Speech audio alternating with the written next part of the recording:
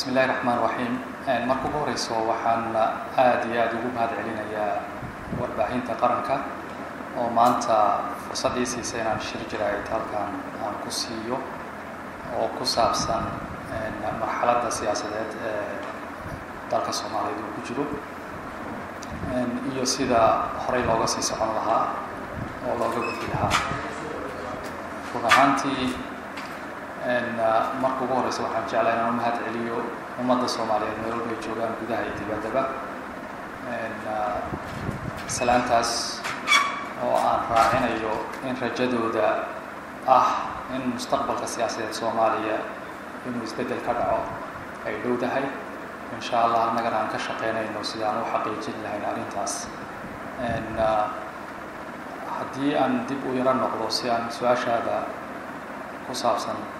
marxaladda siyaasadeed Soomaaliya iyo sidii loogu gudbi lahaa anigu waxaan goobjoog u ahaa wadamo badan oo dhibaato siyaasadeed iyo deganaansho la'aan ka jirtay oo dunida qaybaheeda kala duwan waxaan daraasad ku sameeyey wadamadaas sidii ay qaar ka mid ahay ay u maamuleen in marxalad siyaasadeed ee murugaysan ay uga gudbaan isla markaasna ay ku guulaysteen halka qaar kalena ay weli mataqaanaa ay ku jiraan halka kuwa kalena weli aysan xal u helin runtii anoo khibraddaas adeegsanaya ayaan waxaan arkaa Soomaaliya muddo 20 sano iyo ka badan dadka Soomaaliyeed ay ku jireen dhibaato isugu jirta dil barakac gaajo horumar la'aan iyo adeegii asaasiga ah oo la waayay sida biyihii tacliintii iyo caafimaadkii iyo cabsi joogto ah oo ay ku nool yihiin iyo xorriyad la'aan ayaa waxay keentay maanta in ay muuqato isafaalo isbedel siyaasadeed taas oo ka dhalatay bisayl siyaasadeed oo yimid iyo bisayl dadka Soomaaliyeed meel walba joogaan gudaha iyo dibadda oo ku yimid bisaylkaas oo salka ku haya in ay ka gudbaan fikirkii ahaa in qabiil ama kooxaysi ama gobolaysi ama wixii la mid uusan isbedel keeni karin inuu dhibaatada sii fogeynayo in aan sidaasi dawlad lagu noqon karin ayaad waxaa xaqiiqoodinaa inay dadka ay ka gudbeen oo ay fahmeen markaana ay maanta dadka Soomaaliyeed ay u ciil qabaan inay helaan isbedel siyaasadeed kaas oo u horseeda nabad buuxda dib u heshiisiin dawlad qaran midnimo cadaalad iyo xorriyad iyo qof kastoo Soomaaliya inuu markaas u fekero in horumar uu gaaro marka isbedelkaas dadka Soomaaliyeed iyo bisaylkaas dadka Soomaaliyeed ay maanta qaateen haddii aan laga faa'iideysan oo aan loo helin in hoggaan wanaagsan uu helo hoggaankaas oo isbedelkaas ahdaaftiisa iyo dadka waxay doonayaan xaqiijin kara haddii la waayo marka ummadda Soomaaliyeed waxay noqonaysaa mid ku hungowda isbedelkii ay ku taamayeen waxay noqonaysaa mid qoobata mid ay jilbaha dhulka ku dhufato oo waddadii ay ku socotay 20 sano haddana kusii socoto ku aroorto oo meel aan la aqooninna markaas ay caga dhigtaan laakiin waxaa maanta nasiib wanaag inay jiraan dad badan oo Soomaali oo diyaar u in isbedelkaas waddanka inuu ka dhaco mar dhow inay wax ka hogaamiyaan taa laftigeeda waxaa la odhan karaa rajo muuqato oo isbedel Soomaaliyeed ka dhaca ta kalena dhanka kale haddaan ka eego bulshada caalamka oo iyagana muddo 20 sano ka badan baa arrimaha Soomaaliya aad iyo aad ula socday oo isku dayay inay wax ka qabtaan oo iyaga laftigooda hadda diyaar u oo sidii hore si ka duwan diyaar u inay Soomaaliya ay cagaheeda isku taagto inuu isbedel dhaco isbeddelkaas oo noqon doona insha allah kii ugu dambeeyay Soomaaliya ay ku horumarto haddii la yiraahdo. Anu wadamada aan tagay oon sida dhabta ah aan ugu kuurgalay oo dagaalo sokeeye ka jiray oo isla markaasna qaar ka mid ah ay dagaaladaas sokeeye ka baxeen waxaa ka mid ah Sri Lanka, waxaa ka mid ah Cambodia, Bosnia oo asaga aan ahayn dagaalo sokeeye oo ahli ah balse dagaalo dad bulsho jinsiyada kala duwan loo markii dambana dawladda noqday oo Yugoslavia la isku oran jiray balse hadda u kala baxay Serbia iyo Bosnia iyo Croatia u kala baxay iyo Macedonia waxay ahaayeen tusaalooyin aad u wanaagsan oo wax laga bartaa. sidoo kale waxaan aad ugu kuurgalay arrimaha Darfur oo waxaan ka tirsanaa qolo la oran jiray Darfur Strategy Group oo marka iyaga aad isugu hayay sidii xal loogu heli lahaa dhibaatada ka taagan Darfur oo wadanka Suudaan ah oo marka adduunku u arkayay meel xasuuq ka dhacay oo mataqaanaa in wax laga qabto ay muhiim tahay. sidoo kale waxaan aad uga shaqaynayay oo aan imanayay oo daraasad ku sameynayay oo dabagelayay xaaladda Soomaaliya ugu horreysay 2009kii waan Soomaaliya imid oo aad uga shaqaynayay. runtii markaad eegto Sri Lanka waa dawlad iyo mucaarad dagaalamayay oo iyagu markaa mucaaradku dee kaalmo ka heli jiray dibadda muddo fog oo xasuuq iyo dagaalo ka socday wadankaas dee markii dambe dawladda Sri Lanka waxay ku guuleysatay iyadoo awood isticmaalayso inay mataqaanaa mucaaradkii ay mataqaanaa meesha ka saarto. halka Cambodia oo 25 sano dagaalkaas sokeeye ka jiray oo faragelin shisheeye oo xooggan lagu hayay oo isku haystay dadka la yiraahdo communist mabaadi'da communist dad xambaarsan oo Vietnam ugu horeysay iyo mabaadi'dan kale oo reer galbeedka oo kapitalistaha ah dagaalkii qaboobaanayna qayb ka ahayd colaadda noocaas ah waxaa ku dhimatay ugu yaraan 4 milyan oo qof markii dambana dee waxaa meesha tegay UN-ka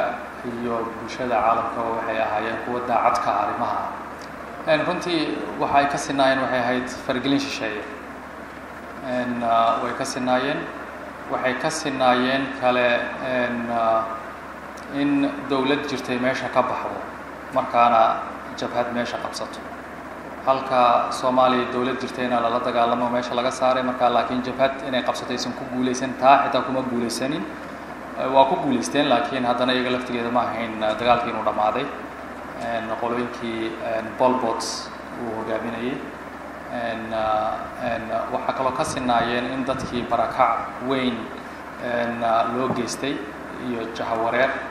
waxay ka sinaayeen in labada bulshaba ay muddo 20 sano iyo ka badan bay ku jireen dhaqaale xumo gaajo qaxootinimo iyo barakac waxay ka sinaayeen in adeegii asaasiga ahaa ay waayaan labada bulshaba waxay ka sinaayeen in ismariwaa dhanka siyaasadeed uu jiray oo ku salaysan dhanka mabaadi'da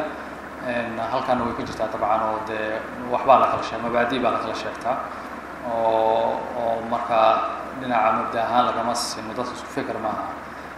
way ka siman yihiin waxay ku kala duwan yihiin halkaas waxaa ka jirtay markii hore haddana soo noqotay boqortooyo oo markaa ka talinaysay halkaan aysan ka jirin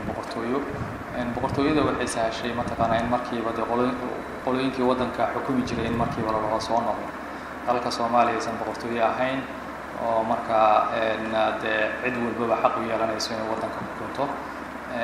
runtii waxyaabaha laga baran karo waxa ka dhacay xagga oo laakiin halkan aan ka dhicin waxaa ka mid ah xasuuq ba'an oo oo mataqaanaa dadka loo geysto oo waxaad arkaysaa wax la yidhahdo mass graves oo macnaheedu yahay hal qabri oo weyn oo mataqaanaa in lagu aasay 3,000 oo qof 5,000 oo qof ay ku aasan yihiin waxaad arkaysaa ciqaabaad loo geystay ama jirdil loo geystay dadkii markaa laga qabtay oo maxaabuus ahaan loo geystay oo kasoo horjeeday dhanka kale la dagaalamaysa ahayd waxaasoo dhan mataqaanaa iyo xitaa transformation social transformation wax la yidhahdo in la bedelo